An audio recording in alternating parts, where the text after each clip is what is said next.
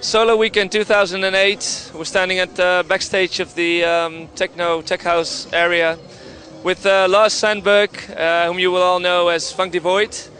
Well, he just performed. It's Slam coming up now. So how did you enjoy your gig? Well, I just came from Sarajevo, but I got a lot of sleep. I slept on the two planes. Like, I trained myself to sleep. I mean, I can sleep standing up if I want. So I got like a good 5 hours, so I'm totally ready. I mean, it was a good set. I really enjoyed it. Right, and as an international artist, you probably have some traveling secrets to stay healthy, stay fit. Healthy? Yeah. I don't know many healthy DJs, but I don't know. I take my vitamins on a Monday. I try and drink just fresh juice, and I don't eat so much junk food, you know. I mean, it's kind of difficult when you're on the road a lot, but I have to look after myself. It's quite easy to eat really badly on the road. But yeah, Monday, Tuesday, I mean, I don't have my own personal trainer or anything, but I do look after myself as far as food's concerned. And as far as sleeping at the weekends, I've trained myself over like 20 years DJing. So for me, I get used to the fact I'm not going to sleep like 2 days every week. So, and it's you know, it's kind of my body's used to it. If I take 2 weeks off, then I'm like, I feel weird, you know, going back to DJ. It's really difficult. I mean, I feel like I'm a weekend warrior, you know. I've got my whole mindset all set on being able to DJ and play 4 gigs a week, so. And today in Amsterdam there's a festival called Generations of Love, celebrating 20 years of house music. Nice. Where is it? It's in Amsterdam at the moment. Oh, wow. But I'm wondering what has changed over the 20 years? You were there, obviously. Well, I mean, the basic format's still the same. If you look at rock and roll, I mean, the basic format hasn't changed in over like 50, 60 years. Electronic music has its ups and downs, but it is basically, you know, the 4-to-the-floor kick's always been very prominent, and we've got like 20, 25 sub-genres of different stuff. People get bored of one thing and they move on to another thing. So as long as I'm still enjoying the new music, and I'm still, there's a public for me that wants me to play, then I'll still be here. So I reckon I'll never retire, never. Right, so sound-wise, what has changed for you in these years? Well, we had a really dark period the past few years when the music wasn't very inspirational.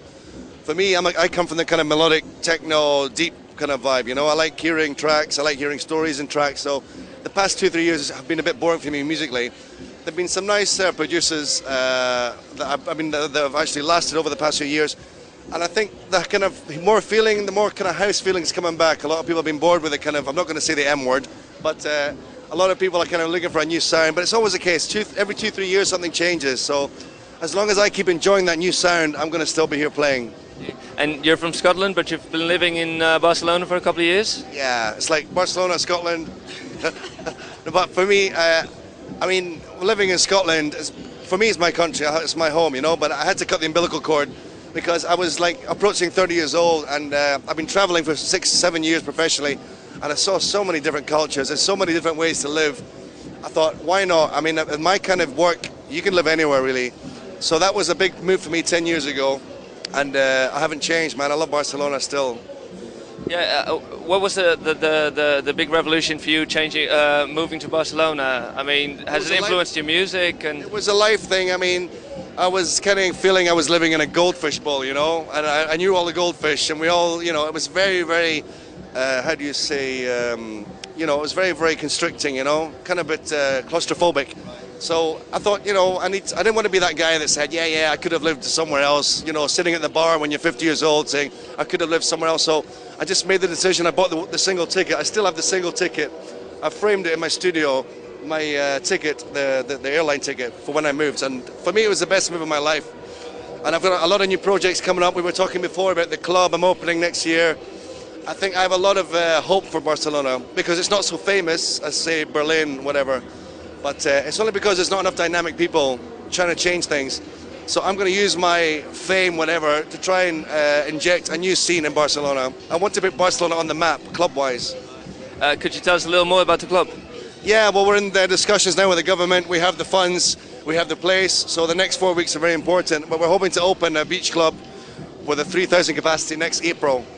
So you're invited, of course. Thank you very much. We'll be there, especially at Sonar. Yeah, I mean, we're actually in the outskirts of Barcelona town, but it's right on a beautiful beach, and you can walk onto the beach from the club, and it's open air. And I think you've played quite a pounding set for your style. Yeah, up and down. There was a bit of ups and downs, you know, because here you've got to keep the crowd interested. If you lose their attention for 3 minutes, they're like, you know, So you have to keep looking at the crowd and make sure that, you know, they're all animated. So it's from years of playing in Holland, you know. But that's a challenge for you as an artist, I guess. I mean, it's not a disadvantage per se. No, not at all. You just have to change the way you play. Yeah. For instance, in Scotland, if they don't like you, they let you know.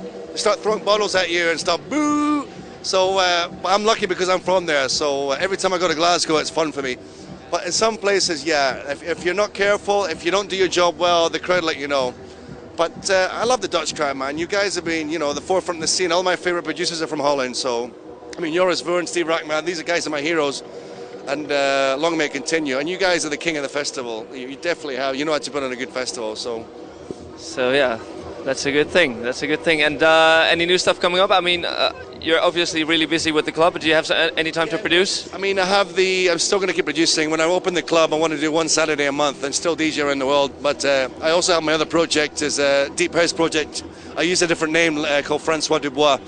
And I'm more into that kind of sound right now. I'm changing. I mean, I still love my techno and my kind of like harder sounds, but for my soul, I like deep house. I don't know if it's an age thing, I'm getting old, but for me, I just like good deep music, you know? It might be about age. I think so. Maybe, I think so, yeah. But I think a lot of people, the hard techno sound isn't so popular around the world as it used to be. But I still love it, and I play occasionally. When I play in the loft in Barcelona, I still play hard stuff, but kids love techno. The kids want techno. So you're going to stick around for a while, or? Yeah, I'm going to stick around. I was going to change my flight, you know, because I finished now, so I thought, my friends Slammy here, I haven't seen them for a long time, so let's party for a little bit. You know, I'm not leaving till tomorrow, so rave on. Okay, well, have fun and thank you for your time. Thanks a lot.